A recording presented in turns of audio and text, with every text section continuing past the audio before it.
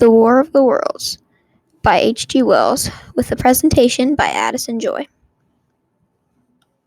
Background information. This book is titled War of the Worlds. It was written by H.G. Wells with an introduction by Orson Scott Card. This book is fictional, and it is in first person. This book was published in 1898 as a fantasy fiction. The story is 278 pages long, not including the epilogue. As an audiobook, it is 6 hours and 6 minutes long. Plot. This book begins with a man who witnesses the first attack, as he is there for it. He and his wife flee to a nearby town called Leatherhead. The Martians burn down the town. Many people, including the man, were in. The man gets trapped in a house with an acquaintance for many days with little food, and they were going insane, so he attempts to kill him. The man returns home after walking for hours to reunite with his wife. Setting. The story presumably takes place in the late 1800s. I believe this because this book was published in 1898, and it was probably written about the present. It occurs in and around London and the rest of England.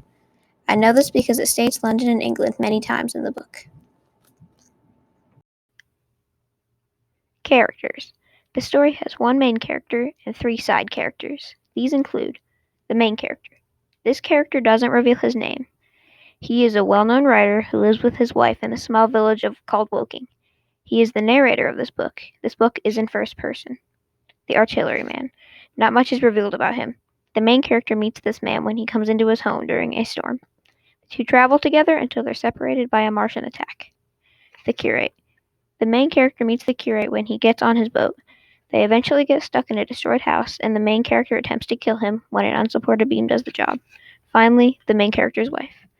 Not much is revealed about the main character's wife. The main character and his wife flee to a nearby city, and that's the last we hear of her until they reunite at the end of the book.